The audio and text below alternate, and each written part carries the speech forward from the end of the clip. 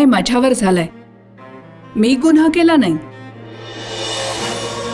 बलात्कार माझा झालाय. मी करवून घेतला नाही. तर मग मी का घाबरू? का चेहरा लपवू? कोण म्हणतं मुली कमजोर असतात? त्यांना नेहमी आधाराची गरज असते. बघ माझ्या दृष्टीकडे. तिने स्वतःला इतकं सक्षम बनवलंय की अनेकांचा आधार बनू शकते. युद्ध जिंकण्यासाठी पहिली आवश्यकता आहे इच्छाशक्तीची, आणि ती तुझ्यात आहे. जिथपर्यंत माध्यमांचा प्रश्न आहे तर तीही तुझ्याकडे आहे. धन आणि शक्ती माझ्याकडे? हो बाळा. पण कुठे आहे बापू? मला तर नाही दिसत आहे. एक किरण रोशनीची.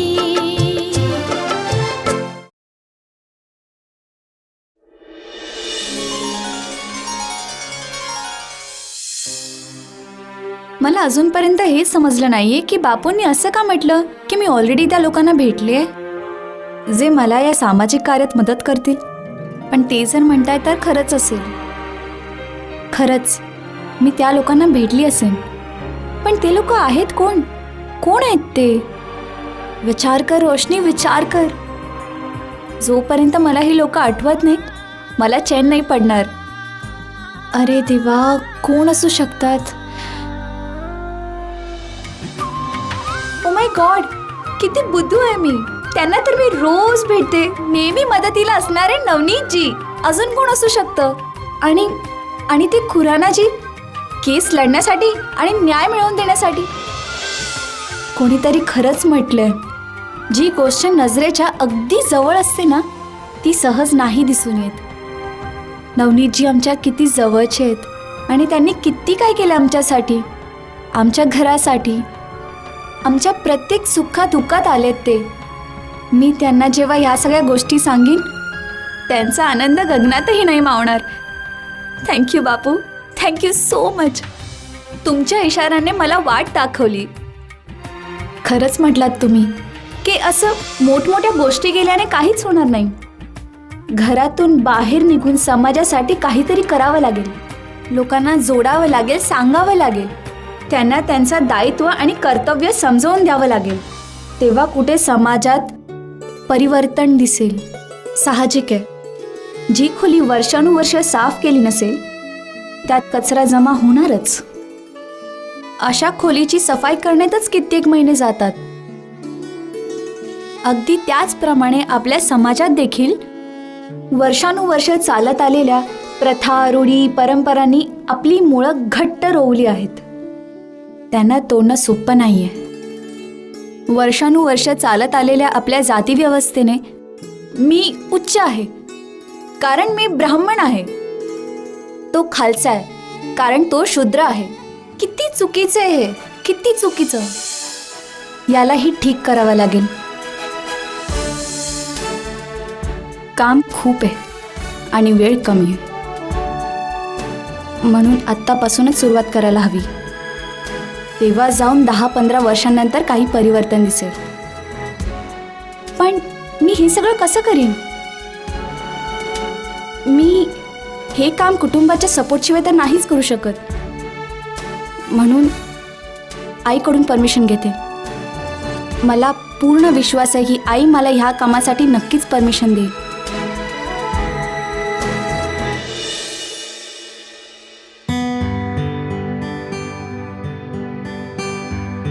आई, आलूदम बनवतेस? हो बाळा, दृष्टीला आवडतं ना? हो आई, मलाही आवडतं. पण दृष्टीताईचं तर फेवरेट आहे. म्हणून मी विचार केला की आज तिच्या आवडीची भाजी बनवू. आई, तू हे फार चांगलं केलंस. ताईला एक्स्ट्रा प्रेम, एक्स्ट्रा अटेन्शनची फारच गरज आहे. हो बेटा, ना तिला आता फक्त एक्स्ट्रा अटेन्शन द्यायचंय तर तिच्या हिमतीची आणि धैर्याची शाबासकी द्यायची. आज तर मी खूप आनंदी आहे की माझ्या तिन्ही मुली इतक्या समजूतदार आहेत. देवाकडून मला आणखी काय पाहिजे? बस न्याय पाहिजे होता, तोही मिळाला. न्याय तर मिळाला आहे, पण काय पूर्ण न्याय मिळालाय? मी समजले नाही. समजवते आई. आई, काही दिवसांपासून माझ्या मनात एक गोष्ट चालली आहे. मी तुला विचारू का? हो, विचार ना. आई, मला माझं जीवन समाजसेवेसाठी अर्पित करायचंय. आई, ताईला तर न्याय मिळाला. ताई ही केसही जिंकली. आई, आपल्या देशात या समाजात किती स्त्रिया अशा आहेत ज्यांना न्याय मिळतो. आई, फक्त थोड्या अंशीच. हा विजय आपला व्यक्तिगत विजय आहे. याचा बलात्कारासारख्या रोगाशी काही घेणं देणं नाहीये.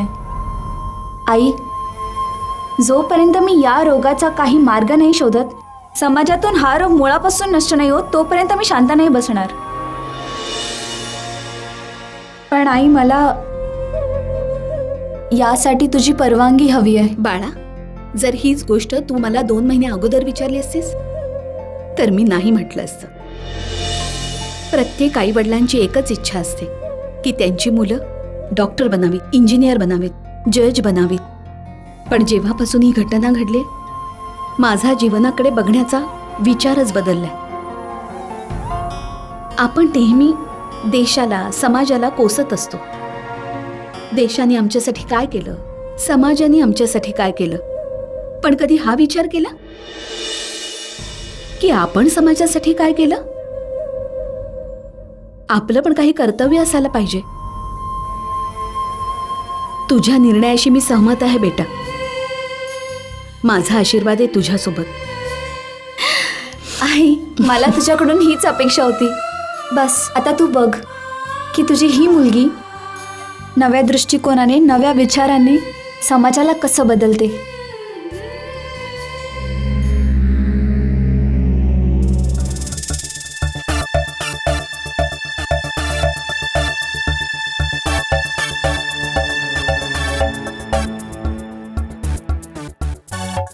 जीजू,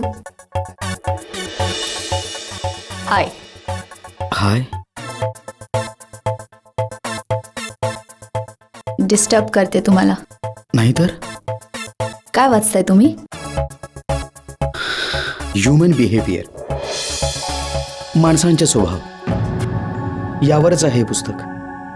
इंटरेस्टिंग. जेव्हा ह्युमन बिहेवियरच इतकं इंटरेस्टिंग आहे तर नक्कीच हे पुस्तक पण तेवढंच इंटरेस्टिंग असणार. कोण, कुठे, केव्हा, कसा धोका देऊन पुढे जाणार, काही सांगता येत नाही कोणाचं. बरोबर बोलताय तुम्ही. आणि मला हेही माहिती आहे की तुम्ही ही माझ्यासाठी बोलताय. विच इज ॲब्सोल्युटली फाईन, कारण मी जे काही केले ते माफीच्या लायकीचं नाही आहे. पण भाऊजी, I swear on didis head की जे काही मी केलं फक्त माझ्या ताईसाठी केलं. दुःख तर याच गोष्टीचं आहे निशा की या सर्व गोष्टींचा प्रत्यक्ष रूपाने तुझ्या ताईशी काही घेणं देणं नाहीये. तू तर एक सुशिक्षित, समजूतदार मुलगी होतीस. तुझ्याकडून मला अशी अपेक्षा नव्हती. जे तुझ्या मनात होतं ते मला सांगायला हवं होतंस. अशी तुझी कुठली गोष्ट होती जी मी टाळली होती? आता मी छकोली आणि वैदेहीच्या दुःखातून बाहेरही निघालो नव्हतो आणि तू मला आणखीन एक दुःख दिलंस. भाऊजी, मला माहिती आहे. भाऊजी, I am really sorry. I am genuinely sorry. मी खूप मोठी चूक केली आणि या चुकीसाठी कोणतीच शिक्षा मोठी नाही आहे. मी डिसाईड केलंय की मी कॅनडाला परत चालले. आता माझ्यासाठी इकडे काहीच जागा नाही आहे आणि त्यासाठी मीच रिस्पॉन्सिबल आहे. मी परत तिथे निघून जाईन जिथून आले, जिथे ना माझं कुटुंब आणि ना कोणी एक अशी व्यक्ती ज्याला मी आपलं कुटुंब म्हणू शकते. मी एकटीच स्वतःचं आयुष्य तिथे घालते, कारण आता ना घरात आणि नाही तुमच्या मनामध्ये माझ्यासाठी काही जागा आहे. अँड इट्स फाईन कारण मी जे केले ते माफीच्या लायकीचं नाही आहे. पण मी पुन्हा सांगते भाऊजी, की माझ्या बहिणीच्या जागी मी कोणत्याच स्त्रीला नाही पाहू शकले because I love my sister. आणि सगळं काही खरं खरं सांगते तुम्हाला, खरोखर मी फक्त आणि फक्त माझ्या बहिणीसाठी केलंय ना. नो तुम्हाला बिलीव्ह करण्याची पण दॅट्स द ट्रूथ. आणि तशी आता ना माझी बहीण आहे आणि नाही माझी गुडिया, तर तसंही माझं इथे राहण्यात काही अर्थ नाही आहे. मी विचार केला तिकीट्स बुक करून घेते आणि जाण्याआधी मी एकदा पुन्हा तुम्हाला सॉरी म्हणते. Because I genuinely mean it. माझ्याकडून फार मोठी चूक झाली आहे and I am really sorry about it. Nisha, रडू नकोस. तुला चांगल्या तऱ्हेने माहिती आहे की माझ्याने कोणाचे अश्रू बघवले नाही जात. हे बघ, चूक करणं फार सोपं असतं, पण त्याचा पश्चाताप होणं फार कठीण असतं. तुला तुझी चूक कळली, मला ह्यापेक्षा जास्त आणखीन काहीच नकोय. चूक स्वीकार करून वाहून गेलेले पश्चातापाचे अश्रू सर्व पाप धुवून टाकतात. कुठे नाही जाणार तू, कुठे नाही जाणार. हे घर तुझं होतं, आहे आणि राहील.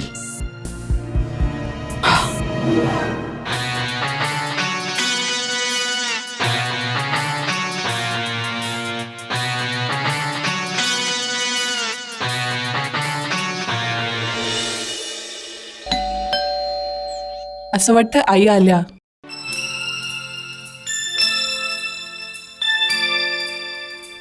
अरे आई,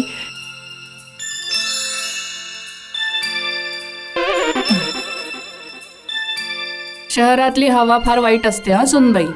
सगळे रीतिरिवाज विसरून जातो माणूस. पण काही हरकत नाही, आता मी आली आहे ना, सगळं व्यवस्थित होईल. नंदू, हे सामान घेऊन जा. या आई, या या. आई, तुम्हाला येताना त्रास तर नाही झाला ना? नाही, मला काय त्रास होणार, पण माझ्या येण्यानं तुम्हाला काही त्रास नाही ना होणार सुनबाई. असं काय म्हणताय तुम्ही? तुम्ही या घरच्या थोरल्या आहात. वाटेल तेव्हा या, वाटेल तेव्हा जा. जायचं सोडून दे, कारण मी आता कायमची आलीये. अगदी बरोबर बोललात तुम्ही. नमस्कार करतो. मी उमाला हेच सांगत होतो की आतापर्यंत तर तुम्ही यायला पाहिजे होते.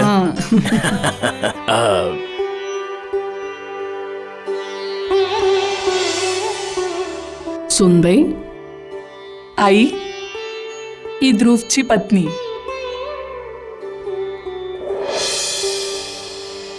तू हिला काही संस्कार नाही शिकवलेस? ही आपल्यात मोठ्या माणसांच्या पाया कसं पडतात? डोक्यावर पदर कुठे? अहो आई, पदर असो किंवा नसो काय फरक पडतोय? नमस्कार तर नमस्कार असतो ना. भावना चांगली असली पाहिजे बस. भावना आपल्या ठिकाणी,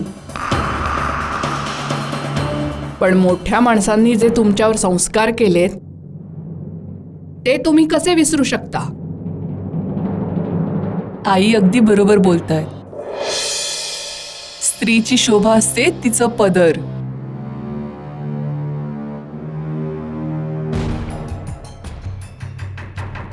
खुश राहा. आता इथे बस. आता नेहमी डोक्यावर पदर घे. अजून सांगा आई, तब्येत कशी आहे तुमची? अरे बाळा, तुझे वडील गेल्यानंतर एकटीच जगते. बरं हे सांग, ध्रुव कुठे आहे? अहो, तो लंडनला गेलाय नवीन प्रोजेक्टच्या कामानिमित्त. त्याला प्रत्येक गोष्टीत घाई असते. लग्न करायची पण घाई होती. आता लग्न झालं तर थोडे दिवस इथे थांबायचं ना. लंडनला गेला. जर तो थोडा थांबला असता तर मीही लग्नाला आले असते. आम्ही तर थांबलो असतो आई, पण ध्रुवला जरा जास्त घाई होती. नेमक्या त्याच वेळी हे गेले. सूतक लागलं होतं. सूतकात कोणी शुभ कार्य नाही ना करत. पण आजकालची मुलं कुठे हे सगळं मानतात. त्यांनी जे ठरवले तेच करायचे. बरं आई, तुम्ही आता हातपाय धुवून घ्या. दमला असाल ना, मी तुमच्यासाठी नाश्ता आणते. ये बाळा. गरम गरम थालीपीठ बनव, मला आवडतात.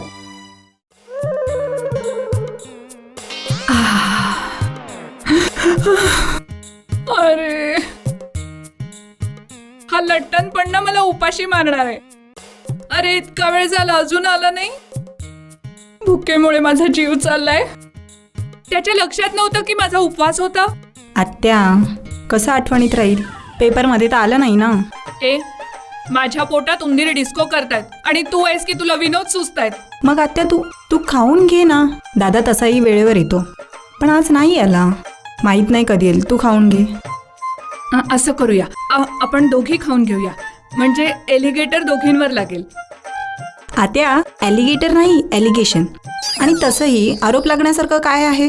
तुला भूक लागली तर तू खाऊन घेतलं. आता चल, खाऊन घे. नाही नाही, मी नाही. आपण दोघींनी खाल्लं. तू पण खा. हा, आपण दोघींनी.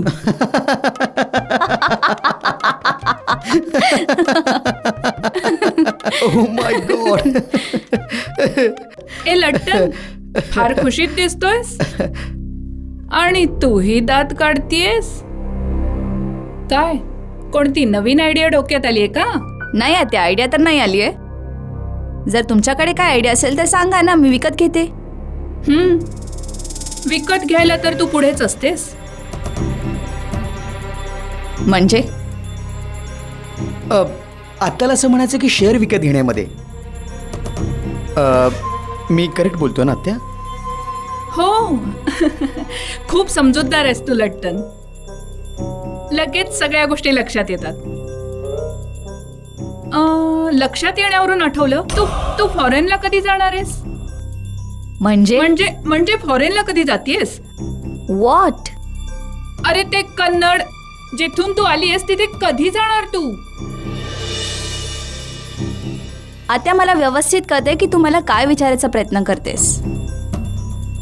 आणि मला हेही माहिती आहे की तुला मी बिलकुलच आवडत नाही. तू म्हणतेस तर मी आताच एक तिकीट बुक करते. मिळतंय का? निशा, आत्या मस्करी करते. हो ना आत्या? हो लट्टन, तू खूप समजूतदार आहेस. लगेचच तू माझ्या मनातलं ओळखतोस. आत्या, दादा इतका मोठा बिझनेस असाच नाही सांभाळत. हा, कोण काय विचार करतंय काय नाही हे त्याला चांगलंच माहिती असतं.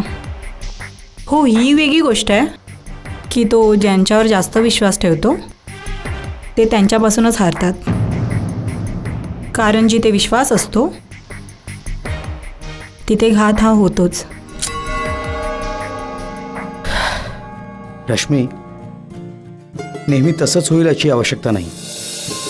किती वेळेला लोकांना चुकीच्या भावना देखील निर्माण होऊ शकतात. आपल्या लोकांना इतक्या लवकर शिक्षा देणं बरं नाही. त्यांना एक चान्स तरी दिलाच गेला पाहिजे.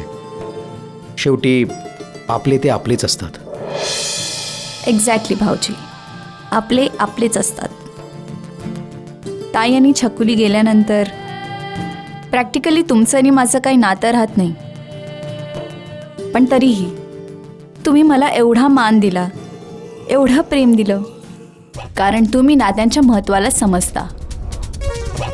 And that's why I respect you so much. हा तर समजतो, पण लोक नाही ना समजून घेत. आणि ते या सवयीचा चुकीचा फायदा उचलतात. रश्मी, झालेल्या गोष्टी उकरून काढण्यात काही अर्थ नाहीये.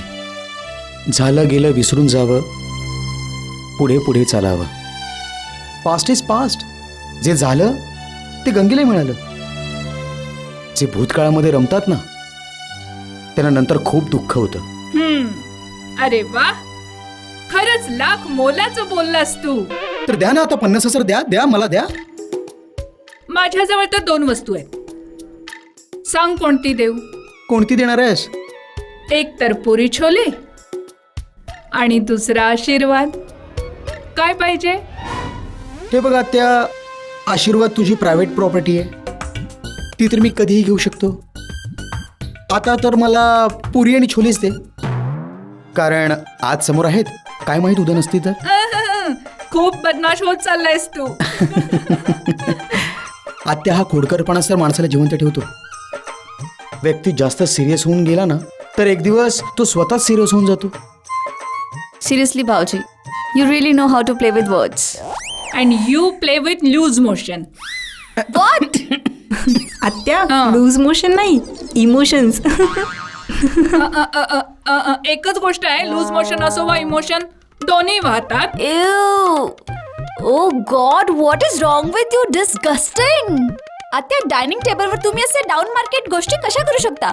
मी तर वेंधळेपणाने करते, पण काही लोक मुद्दामून मार्केट डाऊन, माझ्या म्हणण्याचा अर्थ चिल्लरपणाने करतात. आत्या, रिलॅक्स. अगं, तुला भूक लागली होती ना, मग खा ना आता. अरे हा, माझा तर काल उपवास पण होता. तुमच्या चेहऱ्यावरून स्पष्ट कळून येते की तुमच्या मनात काहीतरी बोचतंय आणि तुम्ही ते सांगत नाही आहात. जाऊन हे शिळं अन्न बाहेर फेक आणि इथून पुढे माझ्या समोर शिळं अन्न आणायचं नाही, समजलं?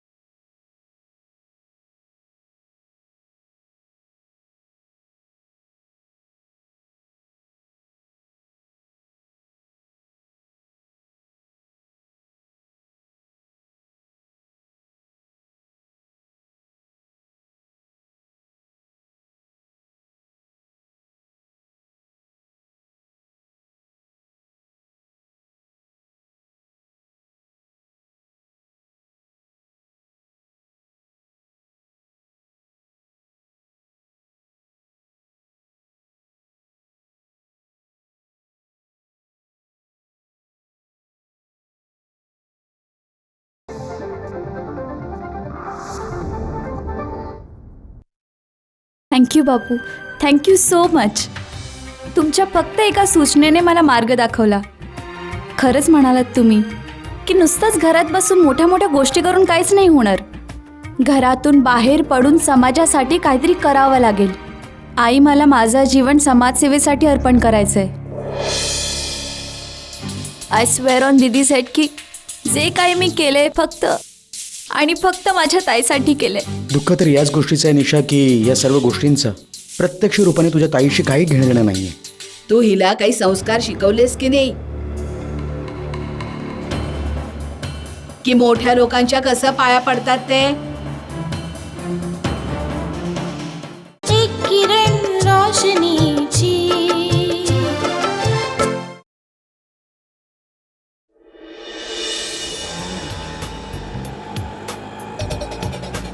अरे रोशनी, तुला बोललो ना, अगं 2 मिनिटात पोहोचणार आपण.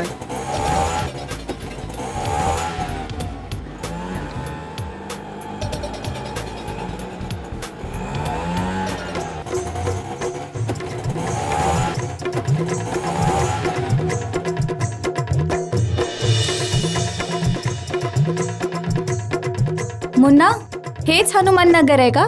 अगं एवढ्या वर्षापासून इकडे काय मी लोणचं नाही घालत होतो, अगं रिक्षा चालवतो मी. हे हनुमान नगरच आहे पक्का. भाऊसाहेब, ही नंदनवाडी चाळ कुठे आहे?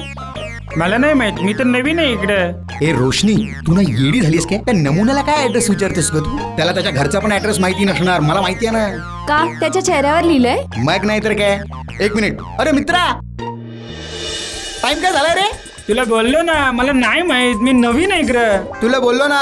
अगं त्याला त्याचं नाव देखील माहित नसणार, मला माहिती आहे ना, मी सांगतो बघ. नाही नाही मुन्ना, तू राहू दे, आपल्याला उशीर होतोय, कोणा दुसऱ्याला विचार. अच्छा ठीक आहे. अरे मित्रा, ही नंदनवाडी चाळ कुठे येणार आहे मित्रा? मला काय माहित, इकडे दर दिवशी कुठली ना कुठली बिल्डिंग कोसळतच असते. अरे नाही नाही, तुला काहीतरी गैरसमज झालाय. मला कशाला गैरसमज होईल, कालच एक बिल्डिंग पडली आहे ना.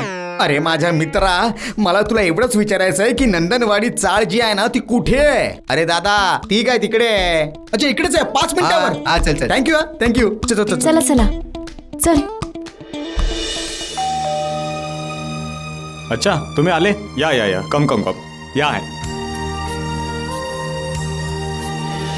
या या या. आय एम सॉरी, आम्ही तुम्हाला सांगून यायला हवं होतं. अगं मला फारच आनंद झाला तुम्ही सगळे इथे आलात म्हणून. सांगण्याची अगं नाही नाही, आय डोंट लाईक दिस. पाय पडणे इट्स नॉट अलाउड. मला हे पाय वगैरे पडण्याची परंपरा अजिबात नाही आवडत. कारण मी तुझ्यापेक्षा मोठा आहे म्हणून तू माझे पाय पडावेत असं का? असंही तुझ्या अगोदर जन्माला येऊन मी कुठला तीर मारला आहे? पाया पडल्या जातात त्या महान व्यक्तींच्या ज्यांची कर्म महान असतील, जसे की महात्मा गांधी. सर्व देशातली जनता त्यांना वंदन करते. आणि मी असं काय केलंय ज्यामुळे तुम्ही माझे पाया पडावेत? आय डोंट लाईक दिस. हा तर आपला मोठेपण आहे. नाहीतर काम तर तुम्ही खूपच मोठं केलंय.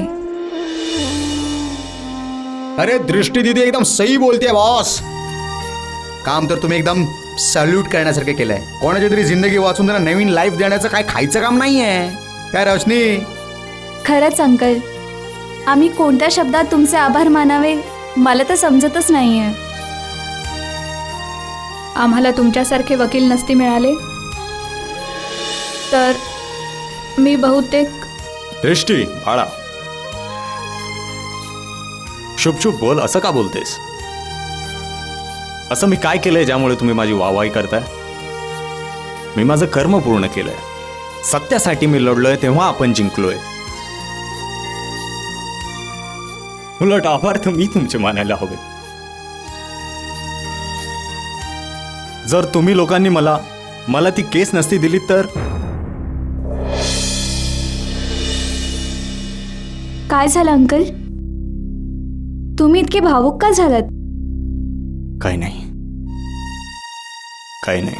काहीतरी आहे. तुमच्या चेहऱ्यावर स्पष्ट दिसून येते की तुमच्या मनात काहीतरी बोचतंय आणि ते तुम्ही सांगत नाही आहात. मला माहितीये की आपण एकमेकांना पूर्वीपासून नाही ओळखत, पण फार थोड्याच काळात आपण जवळ आलो. तुम्ही सांगू शकता. सांगा ना अंकल, काय झालंय? असं वाटतं जर भूतकाळात डोकावून बघितलं नाही तितकाच कमी त्रास होईल. दुःख भलेही किती जुनं का असेना, पण त्याला वारंवार आठवलं तर अधिक त्रास होतो. माहिती अंकल, पण सांगितल्याने मन हलकं होतं. सांगा. पण मी तुमची केस घेण्या अगोदर मी 3 वर्ष कुठलीही केस लढलो नाही. 3 वर्षांपर्यंत?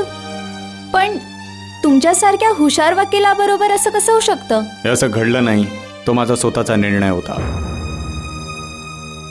मी अशा मानसिक स्थितीमध्ये नव्हतो की कुणाची केस लढू शकू. असं का हो वकील साहेब? It just because I was in depression आणि माझ्यावर मानसिक उपचारही चालू होते. तुमच्यासारखे वकील डिप्रेशनमध्ये कसे गेले? हे सगळं माझ्या बहिणीमुळे झालं. बहीण? तुमच्या बहिणीमुळे? हो, बहिणीमुळे. म्हणजे? माझी छोटी बहीण नाही ना, हुबेहूब दृष्टीसारखी. तिचा देखील सामूहिक बलात्कार झाला होता.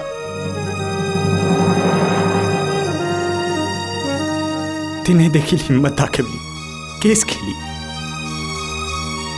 तिला तिच्या भावावर आणि कायद्यावर पूर्ण विश्वास होता. मी देखील संपूर्णपणे प्रयत्न केले, तरी देखील काहीच सिद्ध नाही करू शकलो. कारण आमच्याकडे कुठलाही पुरावा नव्हता आणि जे प्रत्यक्षदर्शी साक्षीदार होते ते विकले गेले. नैना हा धक्का सहन नाही करू शकली. तिने आत्महत्या केली.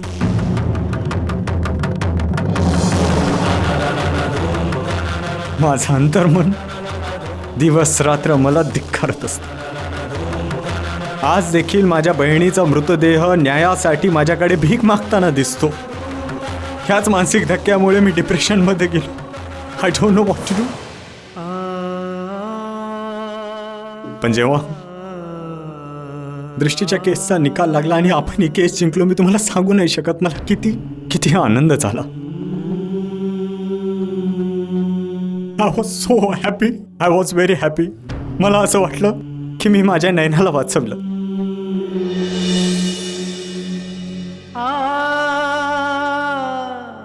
वाचवलं मी माझ्या बहिणीला. I am sorry uncle. आमच्यामुळे तुमचे. That's okay. I am fine. Uncle, तसं तर मी तुमच्याशी काही मदत घ्यायला आले होते, तुमच्याशी काही महत्त्वाचं बोलायला आले होते. पण आता मला नाही वाटत की ही बरोबर वेळ आहे. आम्हाला निघायला हवं. नाही, मी अगदी ठीक आहे. बोल, मी तुझी काय मदत करू शकतो? ज्या प्रकारे नैनाताईच्या घटनेने तुम्हाला तोडलंय, अगदी त्याचप्रमाणे दृष्टीताईच्या घटनेने मलाही पार तोडलंय. आम्हाला तर न्याय मिळाला, कारण आमच्याजवळ तुमच्यासारखे हुशार वकील होते. पण त्या स्त्रियांचं काय, ज्यांना न्याय नाही मिळू शकत, ज्या ना पोलीस स्टेशनपर्यंत ना कोर्टापर्यंत जाऊ शकत, त्यांचं काय? त्या तर बिचाऱ्या गुदमरून मरत असतील. त्यांना कोण न्याय देणार? म्हणून मी विचार केलाय की आपल्याला एक NGO बनवायला हवा. पण त्यासाठी मला तुमच्या मदतीची गरज आहे. अरे मी देखील तुम्हाला हेच सांगणार होतो. अहो, खरं तर मला देखील हेच काम करायचं होतं, पण माझ्याकडे ना हिंमत होती ना साधन. पण आता तशी परिस्थिती नाहीये. I would just love to support you. Thank you so much uncle. अरे बाबा, थँक्यू तर मी तुम्हाला बोलायला हवं. आज तुम्हा लोकांमुळे माझं स्वप्न साकार होत आहे. असं करा की तुम्ही माझ्या घरालाच ऑफिस बनवा. तुमच्या घरात तुम्हाला अडचण नाही होणार? अरे त्यात काय अडचण आली आहे? तुम्हा लोकांचं येणं जाणं राहील आणि त्यामुळे माझी खोली ऍटलीस्ट घर तरी वाटेल. घर तर तू खूप छान सजवलंयस. हो, ही सगळी उमाचीच कामगिरी आहे. या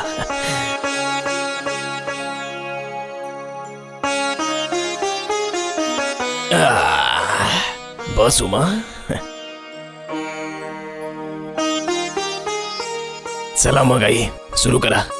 सुरुवात कशी करू? कोणी वाढेल तर खाणार ना मी.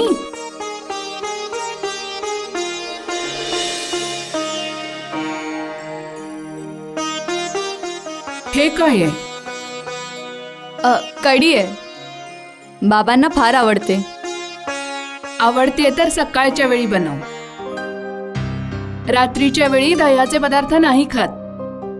आणि खबरदार माझ्या वाटीत घालशील तर. आई, यांना खूप आवडते. ते सकाळी बनवली होती ना, म्हणून ती. अरे देवा, तुम्ही सगळे शिळं अन्न पण खाता. मी तुला सांगते, खबरदार जर तू शिळं अन्न खाल्लंस तर. नंदू,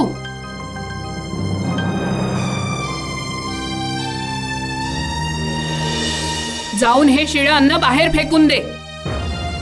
आणि आजच्या नंतर माझ्या समोर शिळं अन्न आणायचं नाही, समजलं? हे घ्या.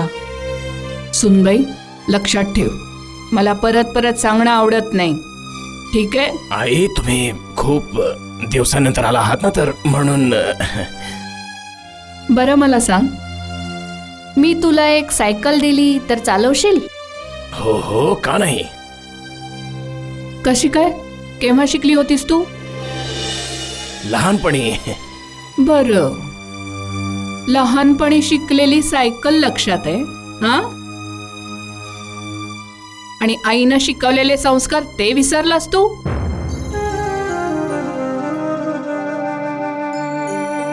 अरे देवा, या घरात काय चाललंय मला काही समजत नाहीये.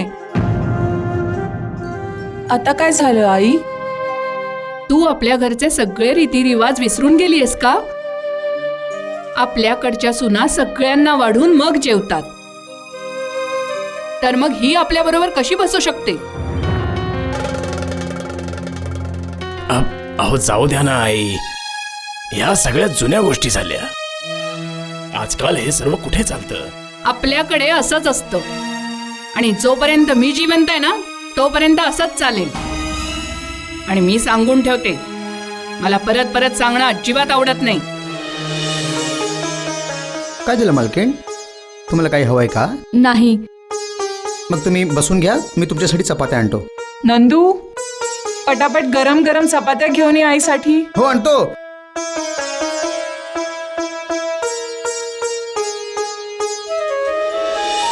हा, हे घ्या आई.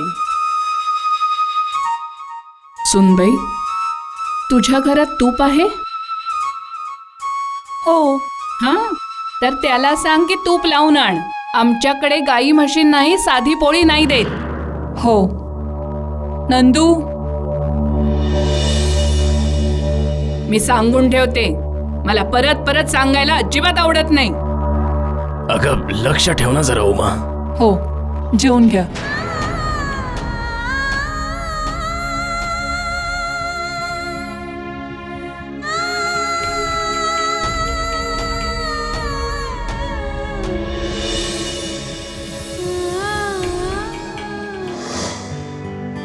नीट खा बरं.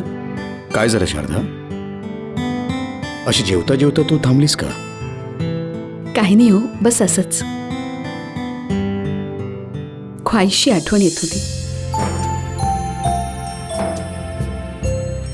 मुली इतक्या लवकर परक्या कशा होतात कळतच नाही.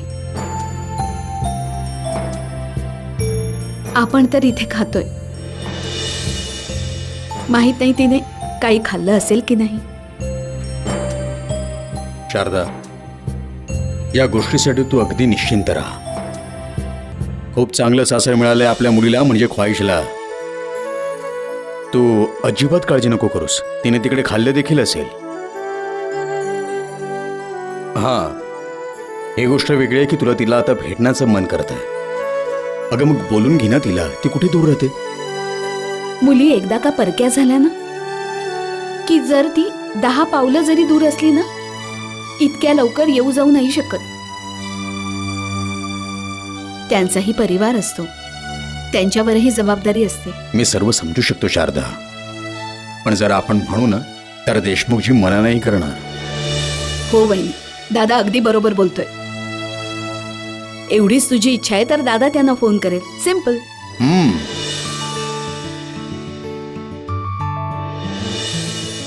मी आत्ताच तुझ्या आईला हे विचारणार होतो की माझ्या दोन्ही मुली गेल्या कुठे. बरं मला आता एक सांगे, तुमचं ते एनजीओच्या कामाचं पुढे काय झालं? हो बाबा, मी खूप खुश आहे. वकील अंकलला ते पटलं. अच्छा, हे तर खूप चांगली न्यूज आहे. बाबा, ही तर चांगली गोष्ट आहेच, आणि याहीपेक्षा चांगली गोष्ट आहे ती आम्हाला NGO साठी जागा मिळाली. अरे वा, एवढ्या लवकर जागाही शोधली तुम्ही? पण कुठे? वकील अंकलचं घर. अरे बेटा, पण कुणाच्या घरी तुम्ही ऑफिस कसं काय बनवू शकता? बाबा, ही इच्छा त्यांचीच आहे, आमची नाही. त्यांनीच आम्हाला रिक्वेस्ट केली आहे. हो बाबा, त्यांनीच म्हटलं की तुम्ही माझं घर वापरू शकता NGO साठी. खरंच खूप मोठं मन आहे सांगळेजींचं. नाहीतर लोक खूप मोठ्या मोठ्या गोष्टी तर करतात, जेव्हा समाजासाठी काम करण्याची वेळ येते ना तेव्हा असे गायब होतात की जसे इलेक्शन नंतर नेता. तुम्ही अगदी खरं बोलताय. हो, अशी माणसं तर शोधूनही सापडत नाही. खरंच आपल्या मुली नशीबवान आहेत की त्यांना चांगले लोकही मिळाले आणि चांगली जागाही. शारदा, तो वरचा ना सगळं काही बघतो. बस त्या व्यक्तीची काम करण्याची नियत असायला हवी, बाकी सर्व काही तो करतो.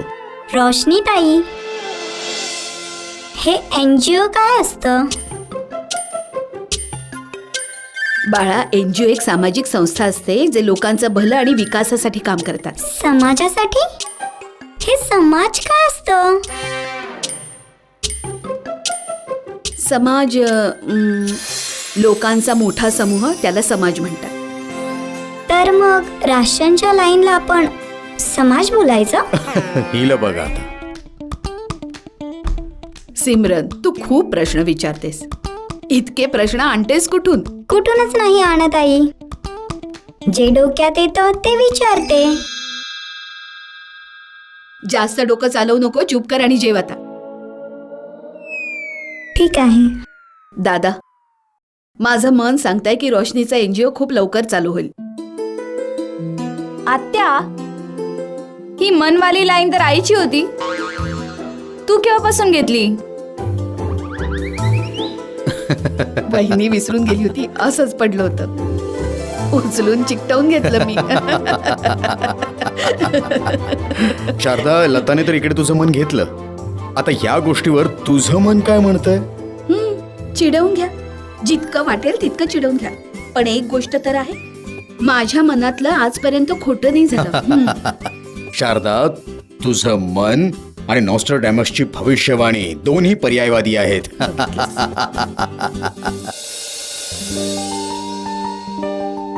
रोशनी, मी माझ्या रूम मधून नाईट लॅम्प आणि पेन स्टँड दोन्ही हो, घेतले. बरं केलंस. पण ताई, तू आईला तर विचारलं होतंस ना? हो रोशनी, मी आईला विचारलं होतं. आईने सांगितलं तुम्हाला जे काही हवंय ते घेऊन जा, तुम्हाला कोणत्याही गोष्टीची अडचण येऊ नये. हो हो, जागा तर खुरानाजींनी दिली. कमीत कमी सामान तरी आपल्याला आपलंच घेऊन जावं लागेल. माझ्याकडून टेबल आणि खुर्ची तिथे बाहेर आहे. अरे वा आत्या, खुर्चीसाठी खूप खूप थँक्यू. हे घ्या, खुर्चीसाठी थँक्यू. टेबलाची काही किंमत नाही का? आत्या, खुर्ची समोर नाहीये. आता तूच बघ, सगळेच खुर्चीसाठी मरतात. सगळा खेळ खुर्चीचाच आहे. ज्याला बघावा खुर्चीच्याच मागे लागलाय. तुझी गोष्ट अगदी बरोबर आहे, पण हेही खरं आहे ना की जे सगळे खुर्चीसाठी मरतात ती मी तुला अशीच दिली. अरे दादा, तू मी किती नशीबवान आहे ना, ज्या मला अशा बहादूर आणि समजूतदार मुली मिळाल्या आहेत. हे घ्या माझ्याकडून. घ्या ना. बाबा, हा तर तुमचा लॅपटॉप आहे. हो. जर हा तुम्ही मला दिलात तर तुम्ही तुमचं काम कसं कराल? ऑफिसचं कॉम्प्युटर आहे ना बेटा, आय विल मॅनेज. पण तुमचं काम याच्याशिवाय नाही चालणार हे मला चांगलं ठाऊक आहे. आणि माझंही या पवित्र कामामध्ये काहीतरी योगदान राहील. घे. थँक्यू बाबा. वेलकम बेटा. आणि हे गांधीजींचे खूप सारे फोटोज पूर्ण ऑफिसमध्ये लाव. हे आपलं उद्दिष्ट आणि आपले गोलच्या प्रती तुला हे फोटोज नेहमी प्रेरणा देत राहतील. थँक्यू सो मच बाबा. यू वेलकम बेटा. All the best. ताई, माझ्याकडून हे स्केच पेन आणि चार्ट पेपर. अगं बाळा, जर तू तुझे स्केच मला देशील तर ड्रॉइंग क्लासमध्ये तू काय करशील? ताई, माझ्याजवळ तर खूप सारे आहेत, ते एक्स्ट्रा होते. आणि ताई, मलाही तर तुमच्या NGO मध्ये कंट्रीब्यूट करू दे. So sweet. Thank you so much. ताई, आपल्या या NGOचं नाव तर सांगितलंच नाहीस. अरे त्याचा तर मीही विचार नाही केला. मग कधी विचार करणार? लवकर विचार कर आणि सांग. सिमरन, पुन्हा तुझे प्रश्न. जेव्हा बघाव तेव्हा विमानात बसून येते. पण आई, मी तर कधी प्लेन मध्ये बसलीच नाही. बरं, मी तुला नंतर आरामात सांगेन. नाही, आत्ताच सांग. आता बरं चल, मी विचार करते आपण मग तुला सर्व सांग. विचार करू. चला आठवा. आठवा आठवा आठवा.